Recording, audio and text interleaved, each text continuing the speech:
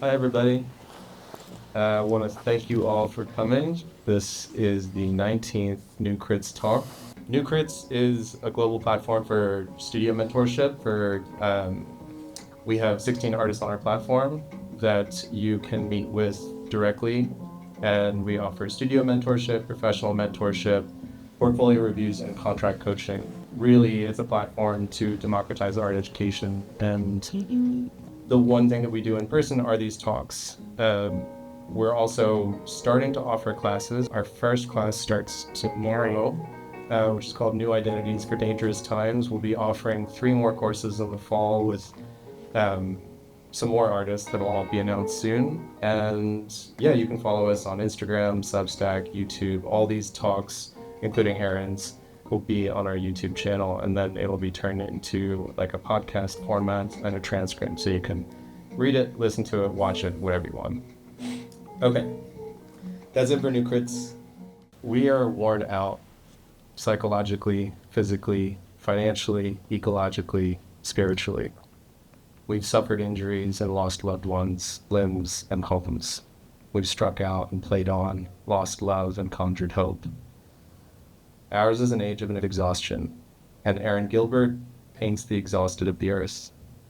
The figures in Aaron's paintings are weary beyond weary, but nevertheless we see them on dates, playing with their children, plying one another with desire, and holding one another with heat. For all the exhaustion, people still seem to fuck. Well, that's a good thing, because in a way that erotic charge is hope. A hope for a new tomorrow, for new life, for survival. Now, were that all that I saw in Aaron's work, it would still be enough. But what compels me to stay longer is a strange sort of enchanting that many of the paintings hold. They're pictures that hold their own ruptures in very subtle and sometimes secretive ways. They're paintings of modern life, with wormholes to other moments, other feelings, and other spirits. We're not just in the present. We're with the ghosts of many moments. And I can't help but think that they're there to help us find redemption. And in the moment we find ourselves in, I welcome all the redemption I can. Please welcome Aaron Gilbert.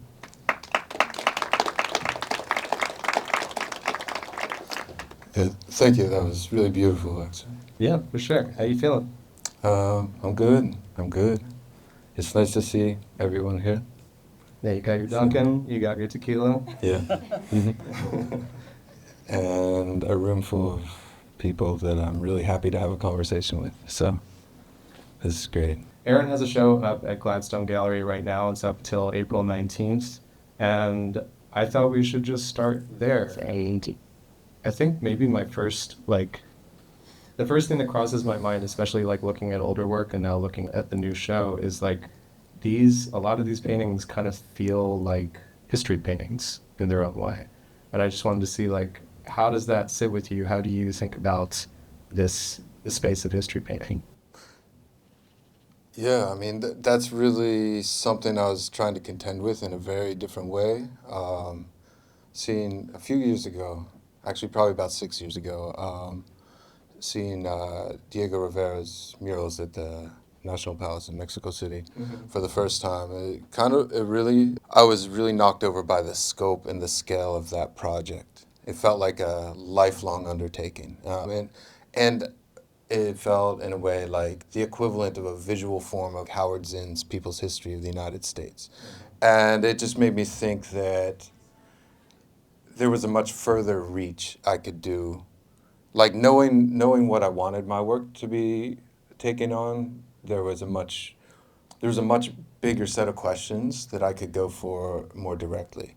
And so I think this show was like a beginning to me trying to respond, to ask and respond to those questions. In a way, I wanted to make like the worst WPA paintings ever made. Not that they're bad paintings, but that they kind of hit at how I feel viscerally about the world, the state of things that we're living through in relation to what it should be. And so I wanted like kind of something that evoked that. When you say the worst WPA paintings, like, I'm trying to see what energy that conjures in the work, because to me it's like you toe the line between finding something that feels structural but also extremely intimate. And with the like when I think about murals, intimacy is not the first thing that comes to mind. In a way, that's where I take issue with a lot of history painting, like, or where I have a different, maybe a different way of approaching it. Like, I think mine's kind of an inverse, you know? So, like, if you think of like a classic history painting, it's like a top-down telling of history. Like, here are archetypes of the workers. Here is this historical figure. It's really this top-down telling of history. And for me, what I'm engaged with is this idea of like, how can I, as someone like knowing all these like contradictory and all these facets of myself and my life that are pulling in different directions and that are compromised in different ways, how can I still in some way find a way to be transformative in this world? So it's like, how do we start with the lives that we actually inhabit and figure out how to move outwards and address these larger societal historical forces? And so it's kind of a reverse process, but a same set of concerns. In this painting here, I think there's so many things going on. Like there's so many places to start, but in terms of thinking about particularity first, do you find that structure helps you to then start orienting these stories, or how does a painting this vast kind of start coming together in the questions that you're trying to tackle? Yeah, so this is a painting I didn't know how to do before I did it. And I just kind of knew that was going to be the case. So I felt like um, the way I approached it, I just started making drawings. And there's a full-size work on paper that's the same scale as this drawing. And it was like initially the painting started with this very small sketch of the mother and daughter, and the daughter's staying on the tub braiding her hair, and I like that. I like that gesture. And then I was thinking the mother would be looking out the window, and I didn't know where yet, but I was like, well, maybe there's a courtyard. And so initially she was ground level, and then because I'm working on paper, I started to think it was a lot more interesting in terms of like the power dynamic of her gaze for her to be higher up, and looking down at something outside, and so because it was a work on paper, I was able to cut it and move it up, and this was like gradually built piece by piece, and the only way I knew to approach it was to start with kind of these small and intimate vignettes and begin to tie them together and kind of think about how to build a full constellation within a piece. That makes a lot of sense because like as soon as I see that scene or like focus in on it, I'm like, oh yeah, that's an Aaron Gilbert painting right there.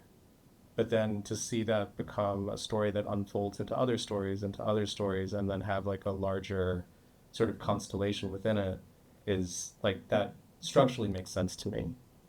Like the Yeah. early work that I had seen of yours, which we'll see, like we'll go through some of those images, it does, there's an intimacy that's like based in a single room.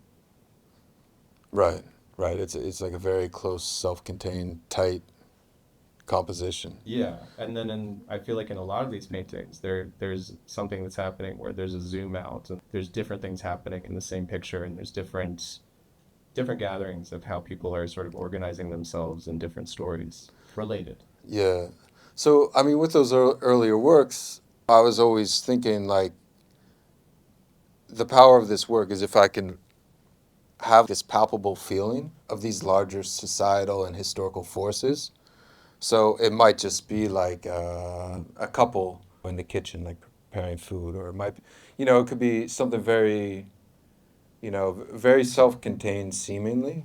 Um, but like, how can I deliver it in a way where you feel these larger social forces so that you feel like the figures themselves might have one set of intentions, but then the kind of the full weight and gravity of what was happening, what they were doing within the scene was a lot more complex. Yeah. So This is a painting that comes to mind largely because there's so many moments in the way that I see like figures interacting that I understand the intimacy. And this is one of the paintings that actually was harder for me to figure out. Like it was harder for me to figure out the immediate dynamics. And there's something about like what's going on between them and also what's going on sort of as they function within a system that felt like compelling, but also there's a different energy here that I thought was kind of curious. Hmm. Um, I mean, in a way, this work was kind of part of a bridge from work that I had been making for at least a decade until like this recent show. And I'd kind of hit a point where like domestic intimacy felt, I wanted to maybe broaden the scope of it and think about these equally intimate scenes, but the workplace became an interesting place for me. I wanted to bring it more into the public sphere. Mm-hmm. And I mean, when you're working with people, you like, 5 days a week for 8 to 12 hours a day, that it's an incredibly like locked in like scenario where you really get to know each other, like your energies rub off on each other. And with this painting, I'd been working at a fabrication shop for about 5 years, and I really was always interested by whenever a new job would come in, machines would get moved around, like these huge pallets of like raw materials would get moved around. Like in a way, the inside of the warehouse was this shape shifting thing that you're living inside of, and then if you're wearing safety gear, then kind of like the patterns and colors of the safety gear are a continuation of the building itself, and like all the thing, all the reflective tape and everything else to guide people through the building. So it felt kind of like this parasitic host type of relationship, and I want to try to just play with that a little bit. When you started making paintings, like what did it start from a place of thinking about, like, did you always have all of these things kind of roiling in how you were thinking about how you wanted to make a picture, or did it slowly develop? Like, where did picture making and where did the love of art initially come from? Ooh, yeah, so it's been a gradual development. I'd say like everyone in my immediate family is like very creative, and so like like I was kind of the last to dip into visual art in a way. But and I was studying mechanical engineering, and I was working towards an associate degree in engineering technology, and I was really not in love with it. Like the culture of it really didn't sit right with me, and I just felt like whatever I'd be making would be these part of this larger destructive machine, and it just felt like really against like my spirit in the deepest way in terms of what I'd be participating in. But I definitely would not have been bold enough to be an artist without having something that felt like a stable way to like make money or support a family. So uh, I started taking art classes when I was studying towards the engineering degree. And then it was like a long, I'd say 4 year process from when I started taking art classes to when I finally was able to go to art school. And during that time, I had my son, he was born. So, like, I also began painting seriously at the same time that I was beginning fatherhood. And, um, And so also when I was in art school, like the first couple of years, I was like working multiple jobs and getting some time in the studio, but really having to balance it with these different jobs out in the world that were like really like physically taxing, but also kind of really interesting. Um, and so I think there was like a long arc of like maybe one more thing I'll say that was really important is because of being a father also, I knew I couldn't try everything that I was interested in. I like felt right away, I have one shot at this. I have to find something that feels like I can really run with it. and I have to go as fast and far as I can with that.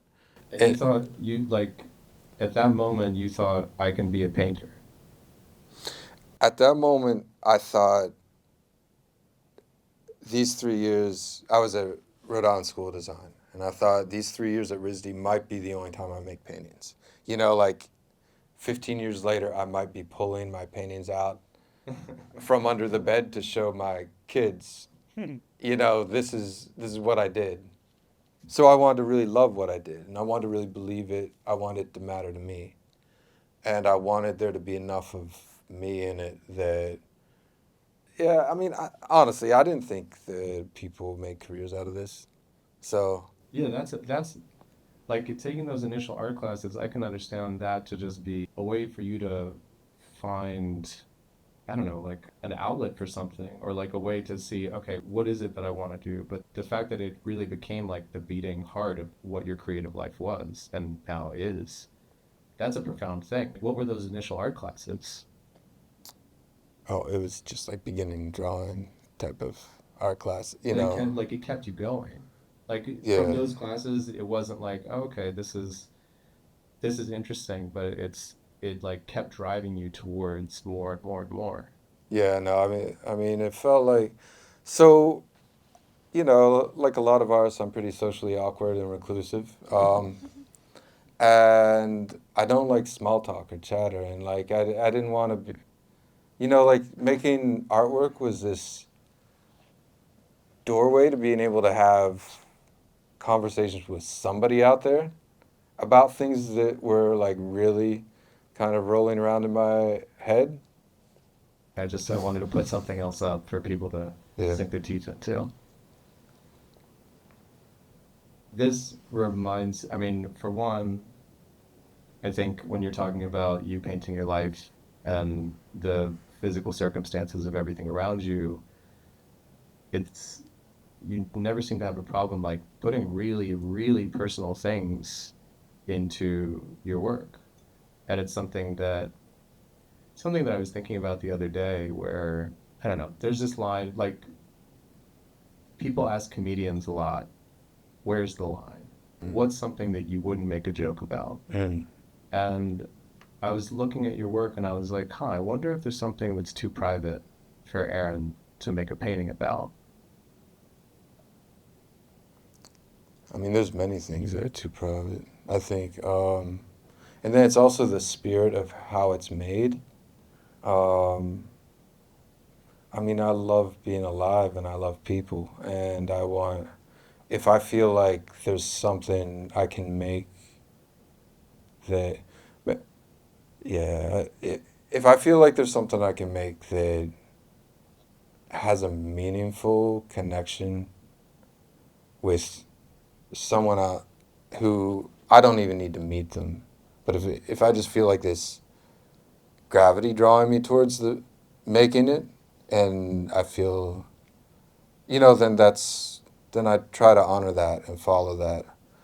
I've definitely had moments, more so with music, where like it felt like a song saved my life.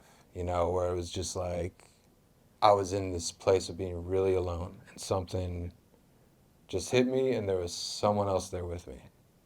I think I've never been interested in being like an edgelord with my work.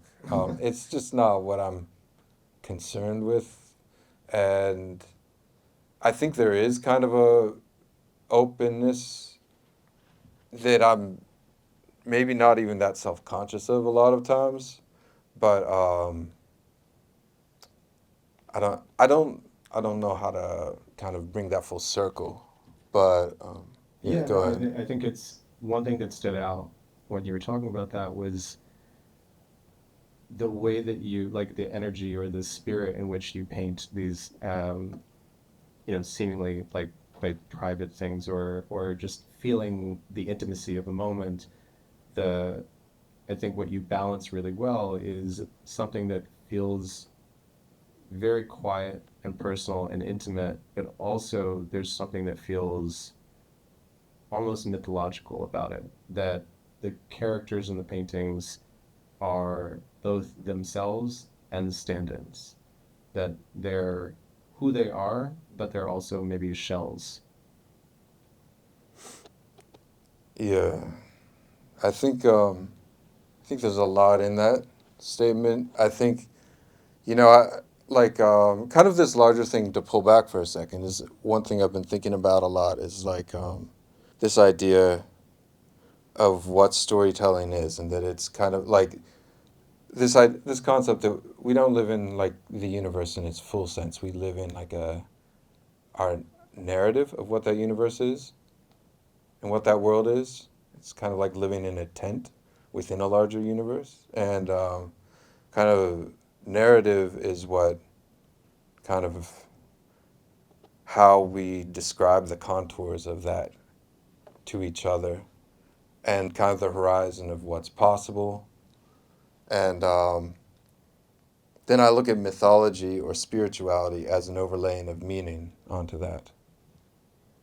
So to have this kind of dual thing between, this is a painting of a specific person I might know, or maybe a combination of two or three people who've all been combined into one hybrid character, but then also these maybe painting moves that move it towards the symbolic or the mythological, then in a way that's trying to activate that it's what's in the room is partly the individual and then partly this greater thing playing out that has to do with how they're participating in something that is a mystery, that is cosmic, that is beyond kind of what our daily like cultural explanation of what that scene is might say. So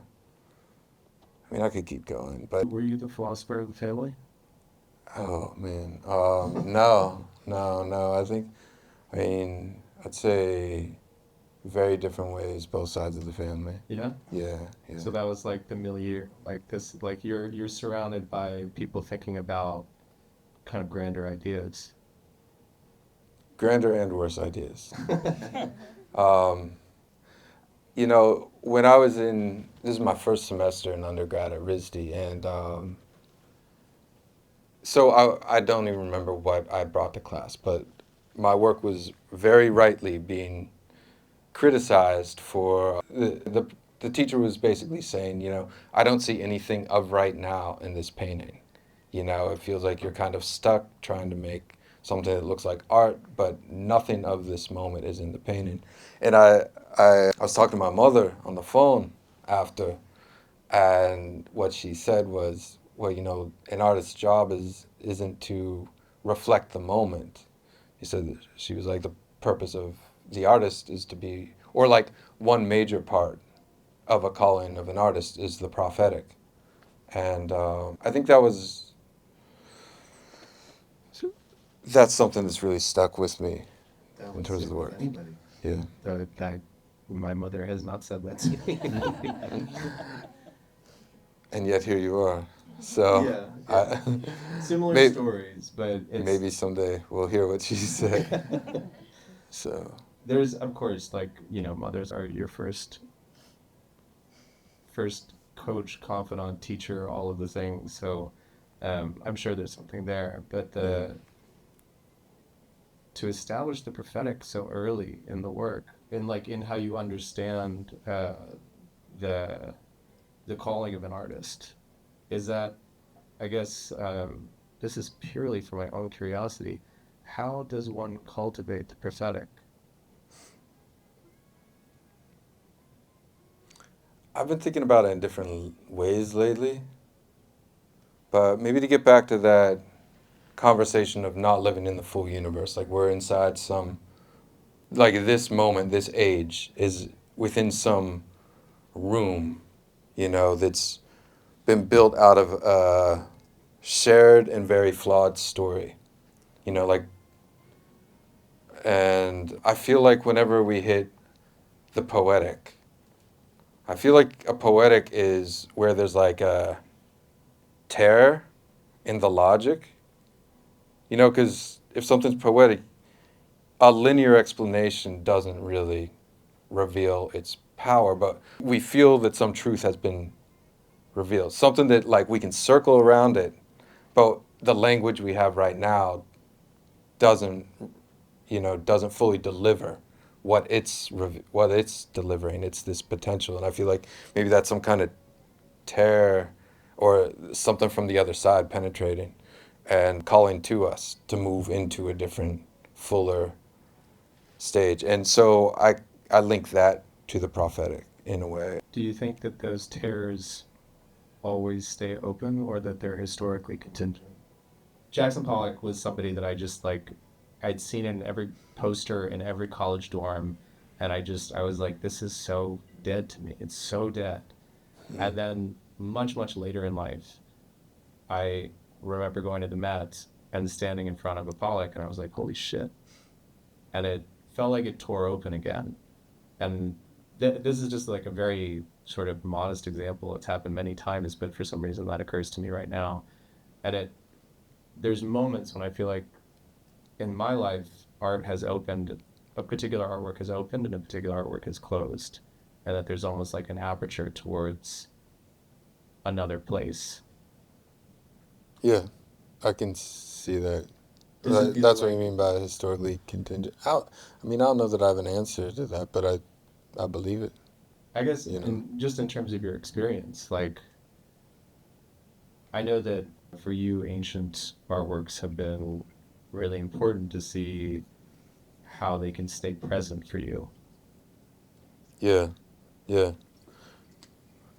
Um, So I guess like it's more so like, are there times when art feels like, oh, it's not living for me that way anymore. Like it's, you know, I don't know how to unpack that. I think I need to think about it, but maybe what's most generative for me to think about right now is just like this carrying and passing on of a flame. mm, Like that we're participating in a continuum. Like, I mean, I was just looking at Jack Whitten's work today at MoMA, and there was no show I could think of that's like less timely than that. And so, like we're here for a very short amount of time, each of us, and so it's like, but it something I think about also with raising children. It's like, like and seeing like the generation before me, like people begin to pass and die, and so like just this thing of like we need to grab and hold on to the things that they carried to us and kind of reorganize them and deliver them forward into the future. So I guess I think about that more, and I don't worry too much about where something feels. Yeah, man, I'm just looking for magic where it is and trying to keep, keep those embers. I remember when I was in your studio, I was telling you that something that I was asking people was like, what did they think was missing from art school? And the first thing that came up for you was like that the fact that we don't really hear from our elders in art school, that like Yeah, that uh it's like what's happening now, what's happening here, and what's the present, and the being around like older artists and just elders where there's a different understanding of what the present is even. That felt really important. I never really thought about that, but like the of course like you have older professors when you're in school, but I didn't think about it in terms of a larger continuum of like what is being passed on, what's being preserved, what's being understood. And it's a beautiful thing. yeah.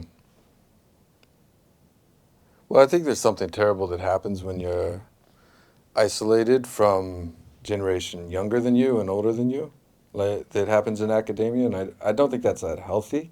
And so, like something like the arts that has to do with like kind of the relevance of your work is so connected to kind of a sensitivity and read of the societal moment and of kind of you like it's like by only being around your age, like the band of what you're receiving becomes narrowed so much that, um, you know, like I don't know, in terms of like there's like a loss of wisdom, I think, that's or something is sacrificed by that.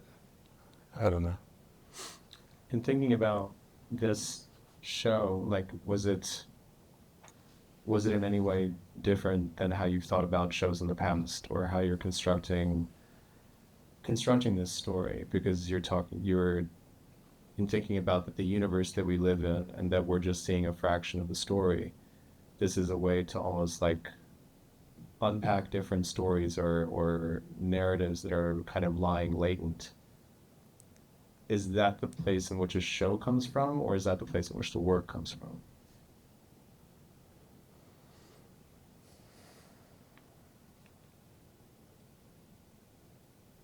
Hmm.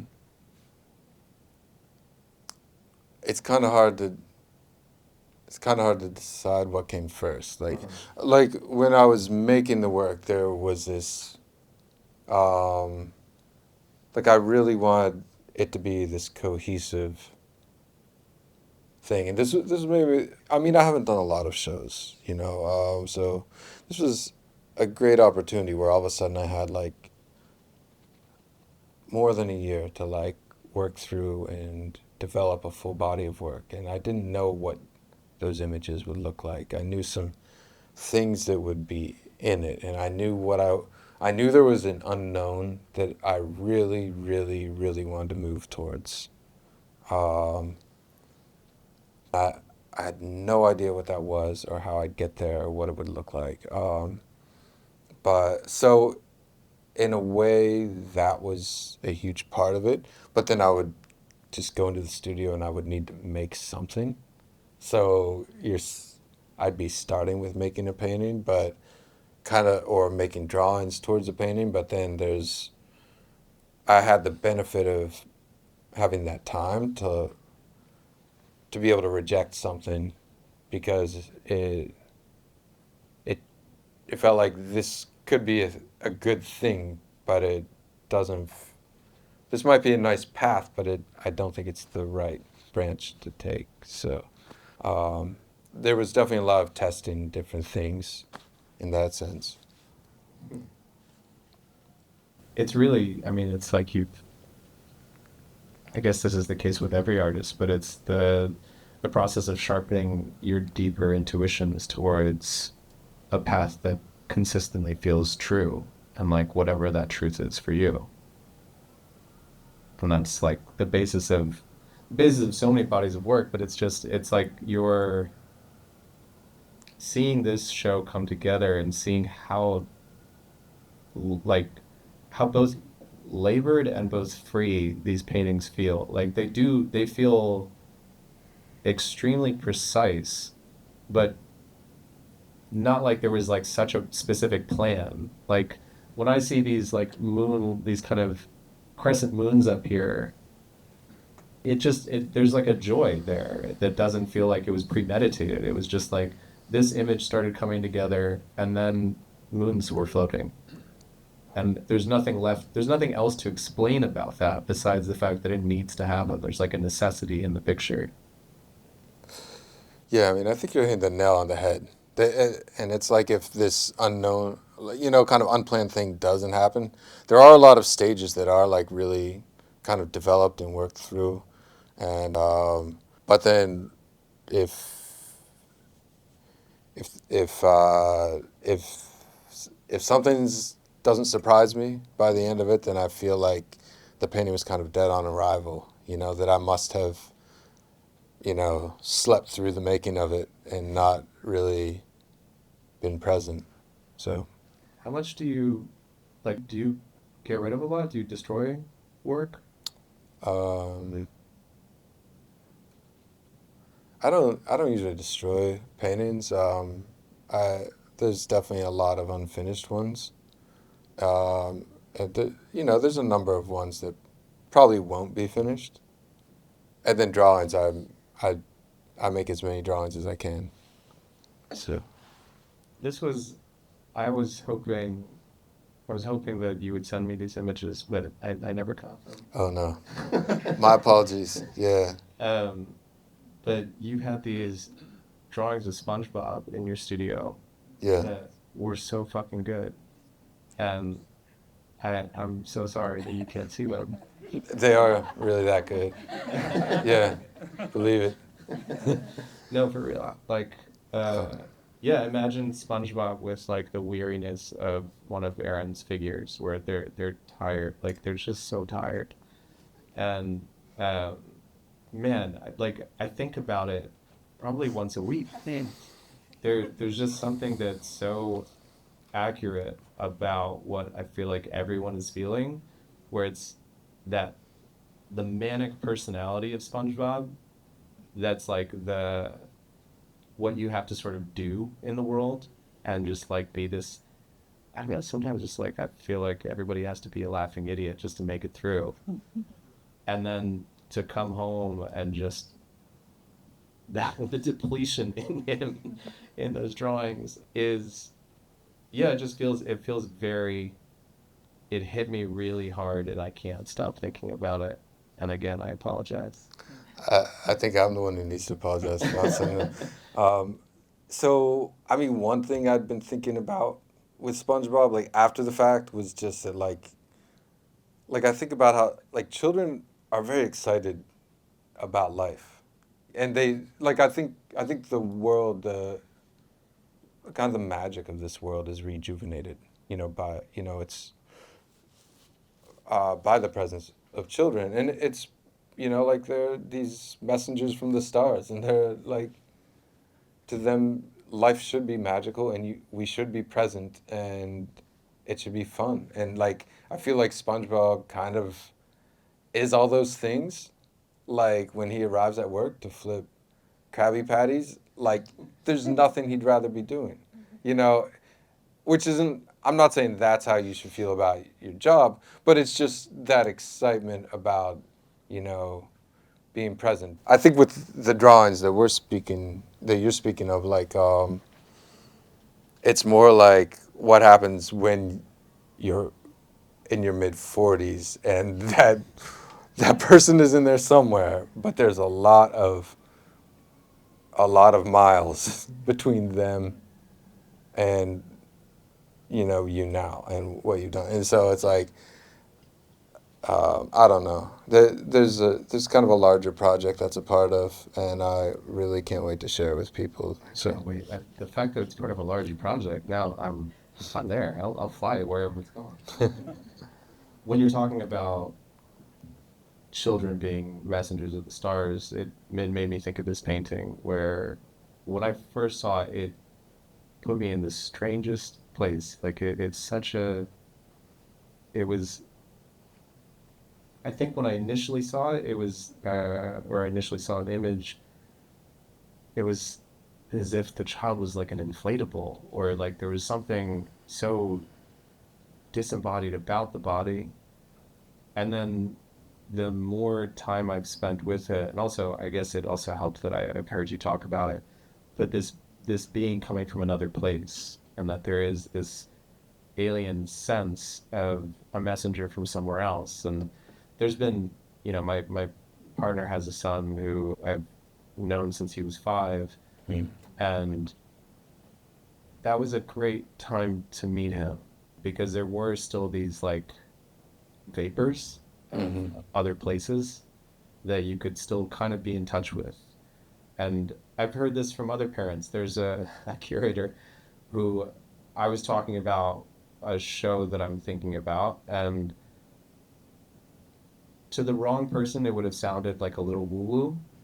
And I didn't know this curator that well yet. So I was just testing it. I was like, this is what it's about. This is what it is. Like, take it or leave it.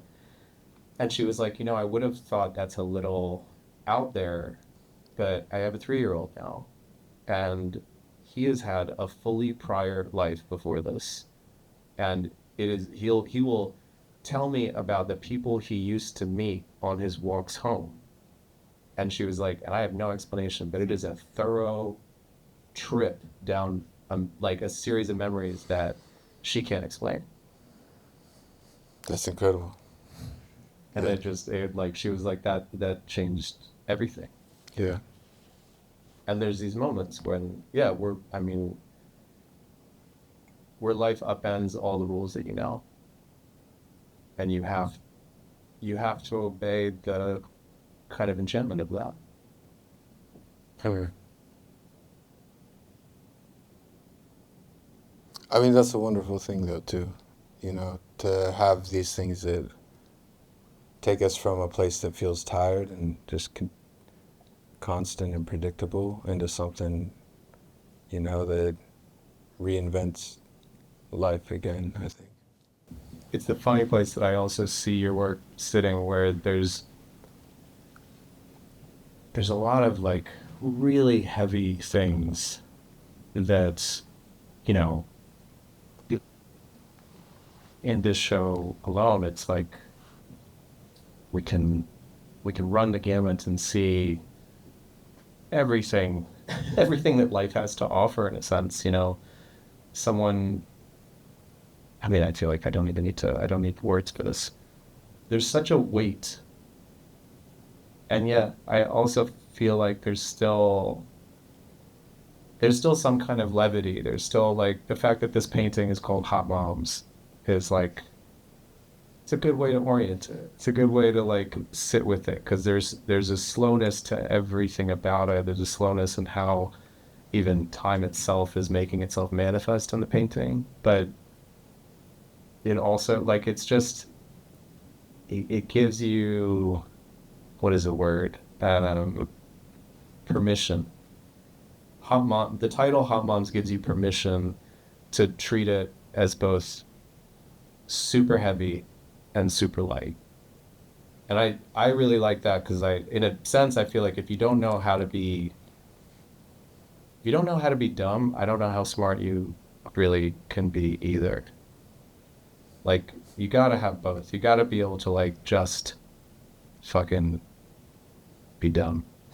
If that, and I mean that in like not in a pejorative sense. It's like a, Yeah, I feel you. Yeah, I mean, with this one, the beginning to me was like there was a small drawing I did of the male figure who's seated from behind, and in my head he was like this older version of myself, and I was like, I'll have long, beautiful hair, and just every morning I'll be like looking at myself in the mirror. I'll still have game, and like I think it's like I just really want to, really enjoying this playful and full of life and vitality vision of a future version of myself. That whatever goes right, whatever goes wrong, there's still gonna be like, I don't know. Yeah, maybe I'll just stay with vitality. Like, you have those locks. yeah, working on it. So that was how this started, and I just thought like, to me that was funny, and it was kind of like an interesting, like I had no idea where it would what that would lead to. So That's where it started. yeah. I mean, it went a lot of places. Well, I mean, it's pretty obvious. Yeah, I don't know. Where did the floating balaclavas, like, how? I mean, well, Question. yeah, I thought it was interesting how they look kind of like Pac-Man heads, um, which, and I don't know, like they were containers, these, like I like that they could double as something else, and then that could just enter, and I just let it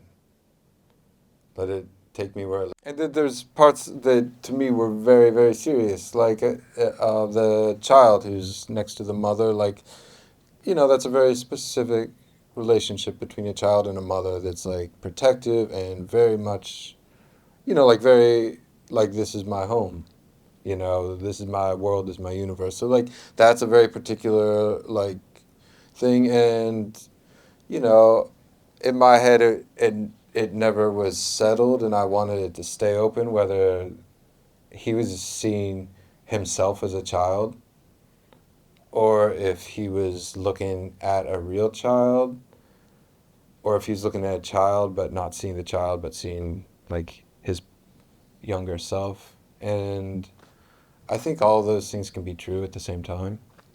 Um, Yeah, for sure.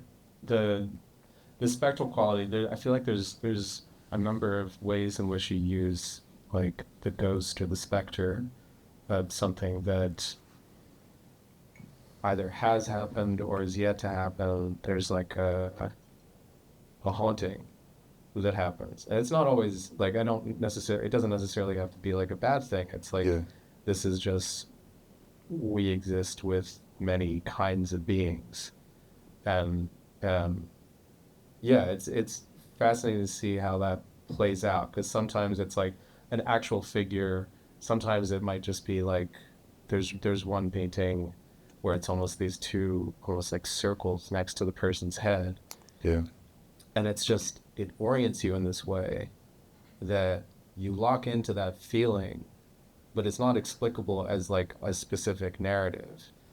And it's a nice thing. It's I don't know. It's the same way that sometimes color can lock you in. Like seeing that kind of green turquoise of the roller skate wheels. Like it knocks in a specific feeling, especially since it's like one of the coolest tones, or it is so pronounced in a painting of largely like very warm yellow, greens, reds, and pinks.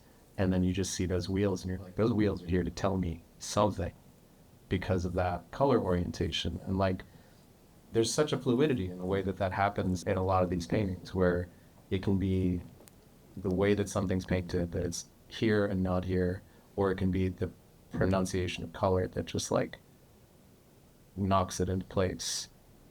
It's almost like the symbology is almost like medieval. so I think it like an important thing that I've thought a lot about.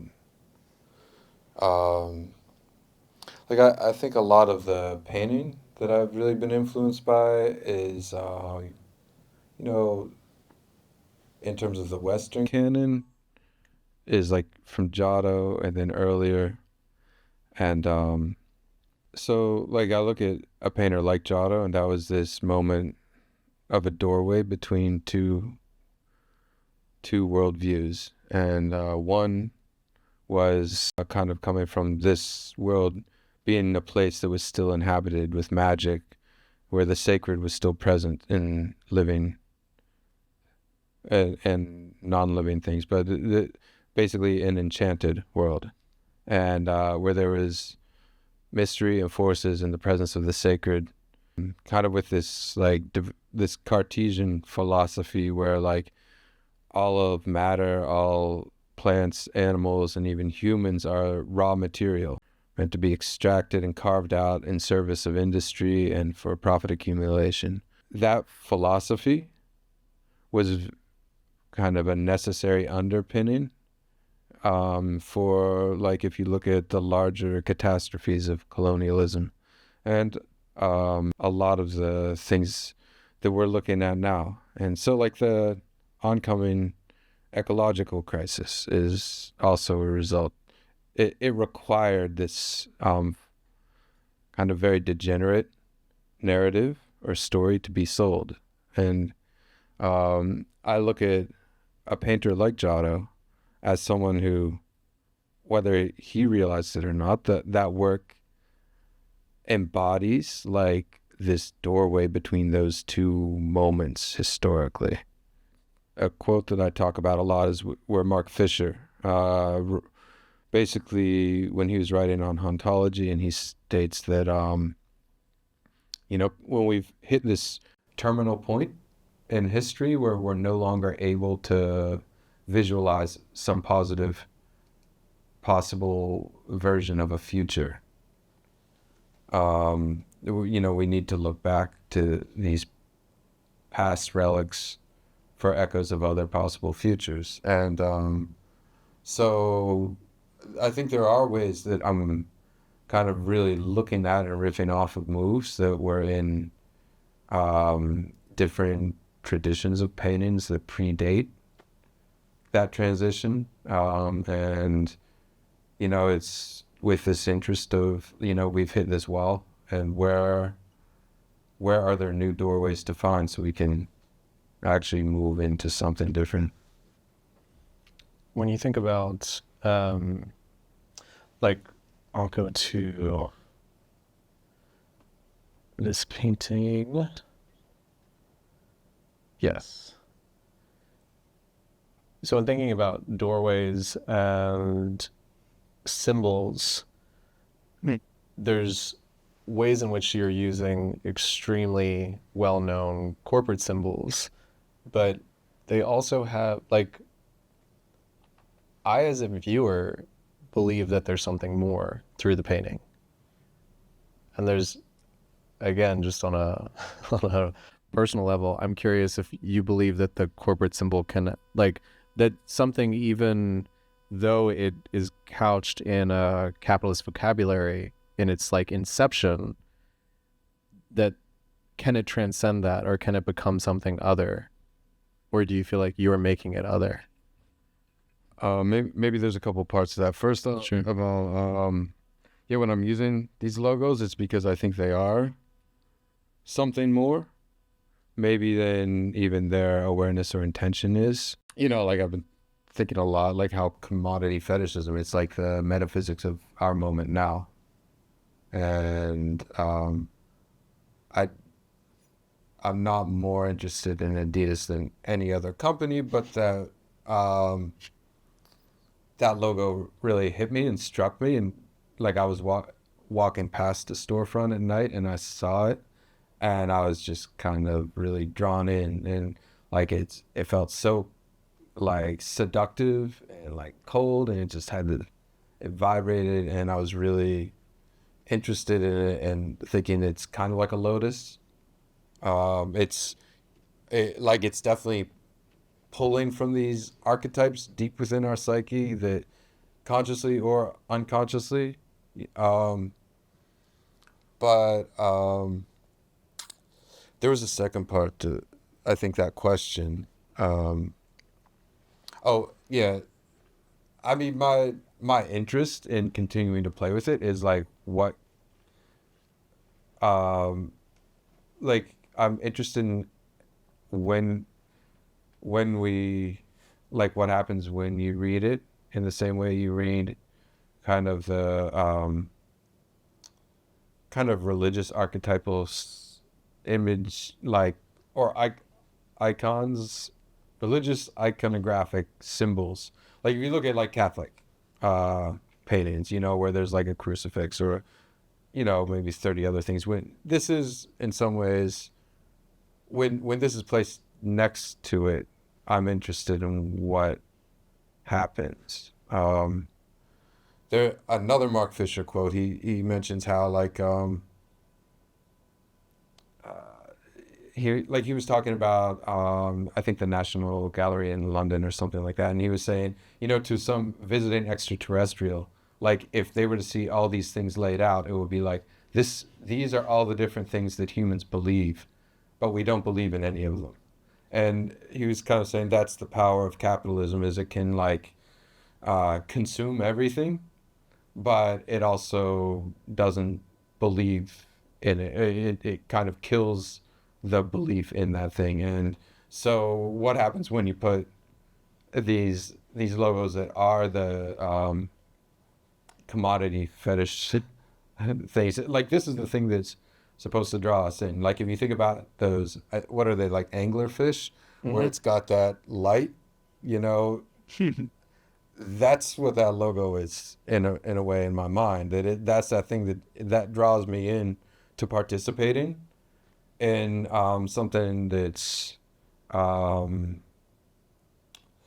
That's going to devour you. Yeah, that's going to devour me and devour everything. Damn, I mean that's it. Yeah. So there it is. But can we take that and then bend it, and then what? Yeah. What does it become? Yeah, because I think the bending really, it's successful. Like this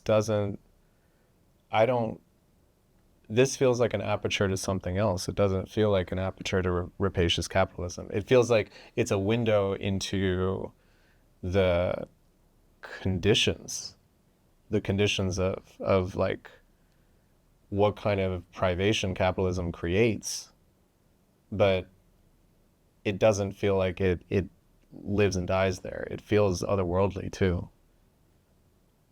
There's like the fact that you made me believe in the mystical possibility of the Adidas symbol is like, I think enough. That's where I was like, well, shit. I guess I like the Adidas symbol. Yeah, that's not the takeaway. That's not it. That's not it. But like, It doesn't mean I'm gonna buy sneakers though. I mean, we That's- all 'cause to gotta me, buy that's- sneakers. But that's, to me, that's like if Yeah. that was what happened, then this is the anglerfish. But the fact that I'm thinking about the Adidas symbol in a different realm, that it adjusted what plane I'm thinking about it on, that's the success for me. I mean, like, it's, the Nike swoosh is the Nike swoosh, but it's, if you can change that into something that takes you somewhere else, that's a difficult thing to do. I want to see. I feel like now might be a good time to open this up to some questions. Oh, wait. Okay, let's go. Yeah, I was wondering if you already kind of talked about this a little bit, but leaning on a little bit more to how these kind of spirits or emissaries function, these kind of ghost-like figures appear in so many of your paintings, and I'm so drawn to them. Do they kind of function as that tear in the fabric of normal reality that's kind of inviting you to see the world differently and mystical?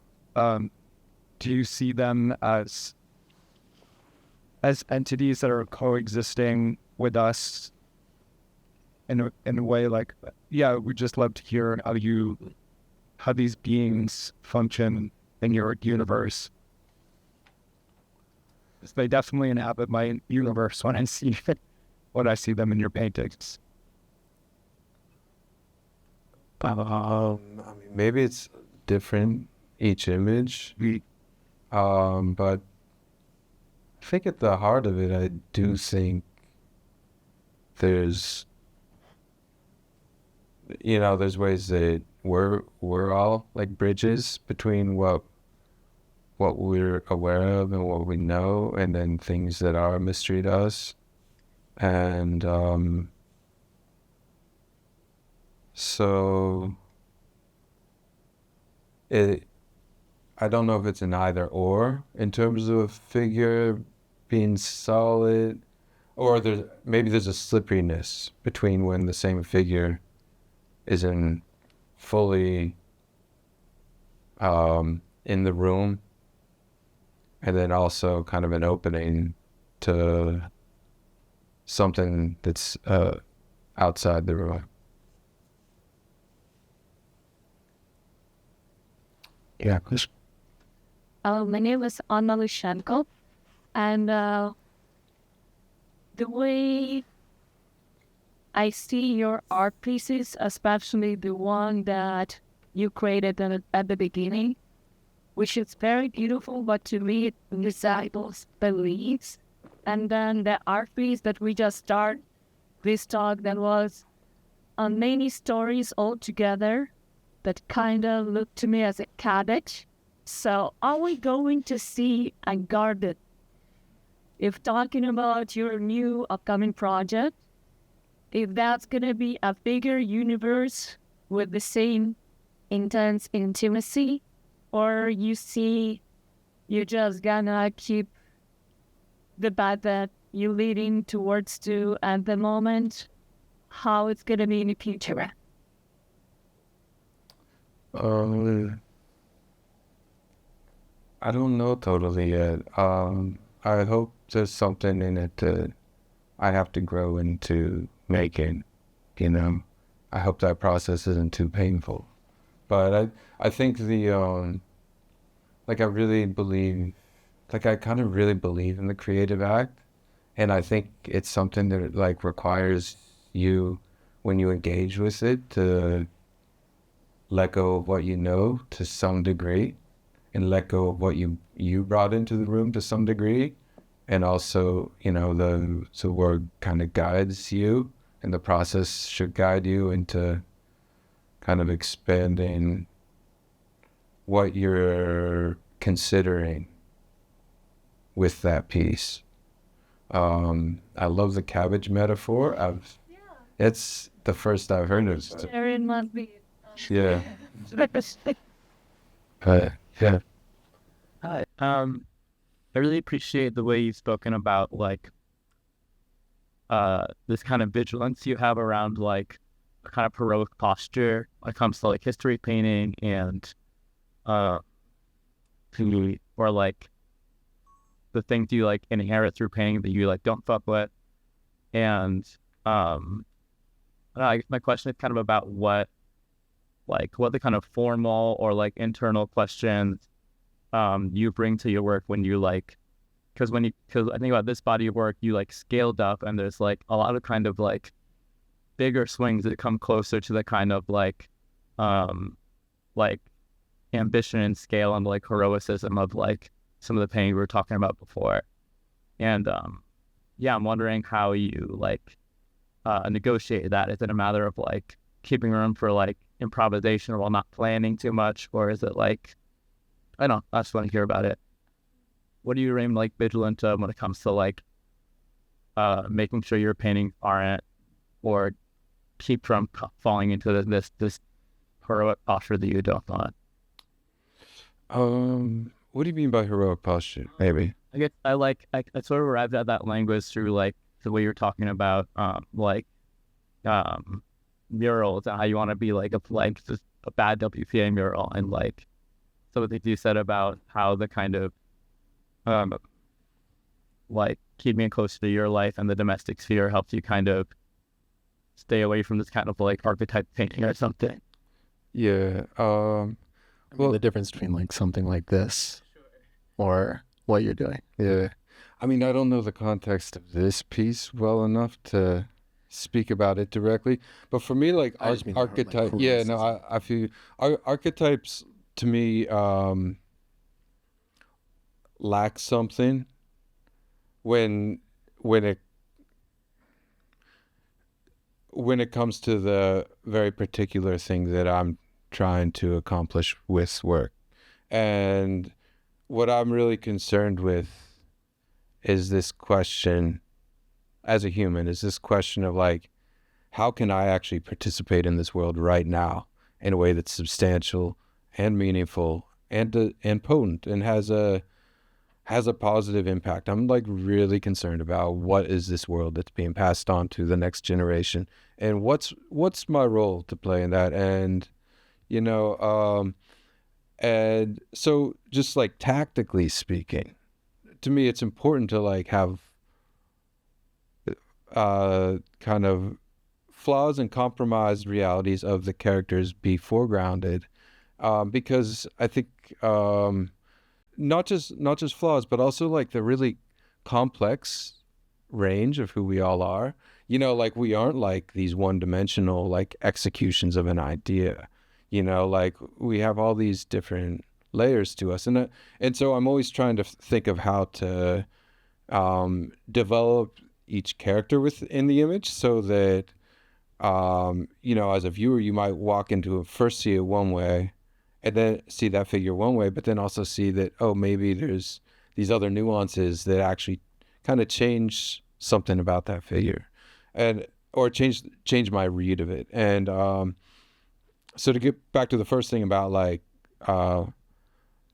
having the presence of imperfections, it's because like I think we can't be so fragile that if our own imperfections become visible, that we shatter and no longer are capable of like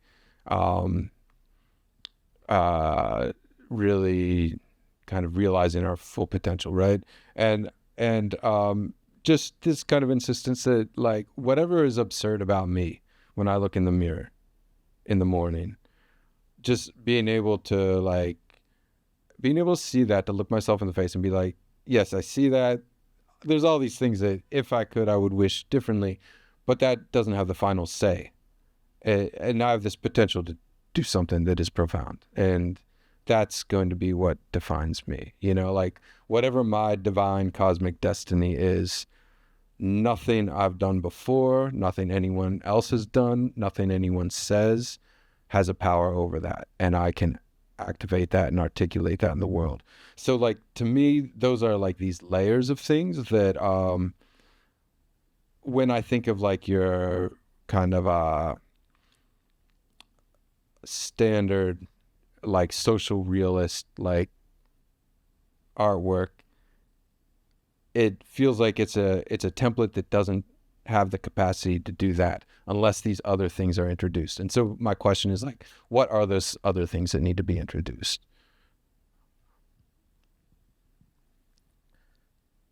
To that, I just wanted to bring up this painting in terms of, it felt like this has come up before where you were talking about George Tucker and how in Tucker's paintings, the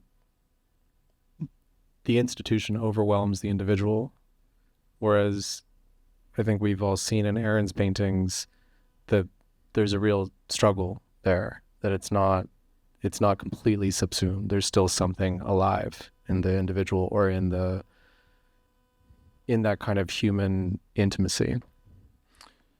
Yeah, I mean, that's definitely something that like Tucker is a painting who I'm like really indebted to. Like a lot of how I start to build what my work could look like, really, you know, that was like a major influence. And I think Tucker also, there is kind of like a breadth of energy one painting to the next, but I think overall the architecture is showing this like crushing societal force.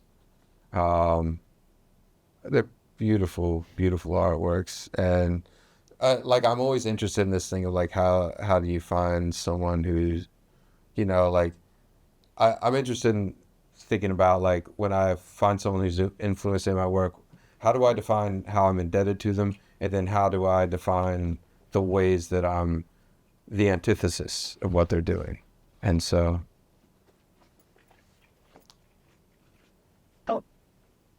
I think that Yeah. I don't know when I thought it was really interesting that you said that you're influenced by Giotto. and And I just kept I'm thinking of vaulted, and I was wondering if anyone has ever made a comparison with the work. I know it's like a different kind of ethnicity or even class thing, but I'm seeing like that stretch from like Giotto to like contemporary, very Botusian way. I wonder if they were thought about it before. I have a feeling we have a lot of similar influences in terms of I don't know, I'm not an expert, but probably both looking at Sienese painters, I would guess. And I think most of the time when I talk about influence, I usually am leaning more into the content, but there's a number of painters who like I've spent a lot of time looking at and thinking about. Like this year I looked at a ton of Monet and just tried to figure out how I could get these really kind of beautiful atmospheric play of light within the painting, or Lisa Yuskevich also. And so maybe I think there's so many influences that I probably talk about less because I tend to focus more towards like what's the arc of what I'm trying to say in terms of content. But Yeah. Take one more question. Could you maybe talk a little bit about your use of color influence? Use of color and influences. In report. Yeah, so I think about having the light be chromatic, like having there be a color, some color assignment of the light and atmosphere, and like a temperature that's palpable, or like a heat or coolness, or and then like I want the light and I want the light and the atmosphere to actually be like a major like character, and like I want there to be like a frequency that you feel, because I think, like I'm not making future JPEGs, I'm making objects, and I'm really interested in this idea of like a painting as an object that is singular in the world, and it's like this instrument or like this bell that like rings out when you're in front of it, and it alters the frequency of the room. And like color is this place beyond language, that does that, and that just seems to be everything that a painting is or can be about. Like I think with some of the paintings I made this past year and a half, like, I just wanted some of the kind of this like the pain that like I was experiencing just by witnessing kind of some changes that are happening. I wanted that to be like I didn't know how to make a painting without having that presence, and it felt like in a lot of ways like color was this way to try to do that. But that's not the only thing. But there's a couple paintings where I point to where it's like trying to reduce this palette into something that felt like almost like the world had been like scraped away from the inside. And maybe that, when I talk about like the worst WPA painting, it's not that it's about that. It's like this thing that had been eviscerated and there was a shell that was left. That's a nice place to end. We're back to where we started with the eviscerated WPA paintings. I know that you've read. I just wanted to like end on this just because it felt potent. I know that you've read Carlo Rovelli and like have been thinking about time and quantum physics in that regard. And I wanted to know if you had. I haven't read the book, but I've read about this theory about white holes as opposed to black holes. Okay. So it's his theory along with a couple of other scientists that I think are, if there's any physicists out here, please don't quote me on any of this. But they're studying loop quantum gravity, and so whereas most of the time people think that, or that it's been thought that when things go into a black hole, they are crushed into a singularity, and they don't. That's it. It's gone. Their theory suggests that actually it's more of a bounce that happens, and that what gets pulled into the black hole emerges from the white hole in a completely different time. And that the white hole is essentially the opposite. Nothing can enter the white hole. Only things can exit it. And it kind of felt like an interesting conduit to think about how the paintings are sort of pushing out these different tears, or like making apparent different tears. Wow. No, that's I mean, yeah, it's so poetic. It looked like a good book. Yeah. Which book was that? I think it's called White Holes. Oh, okay. It's Carlo, like it's a relatively new book by Rovelli. Yeah. And what I was referring to also is that when you visited my studio, I talked about this book called The Order of Time by Carlo Rovelli that is really kind of about how what we the way we commonly think of time, how that breaks when you get at the quantum level, and that we're left with something much stranger, and how it quickly enters this conversation of like the mystery of what human consciousness is. So I would love to read that. Yeah. You have 5 more days to see the mysteries of human consciousness in Aaron's work. So I really suggest you go see these objects, these paintings, these objects, these real things in person. And I just want to thank Aaron again tonight. A round of applause for Aaron.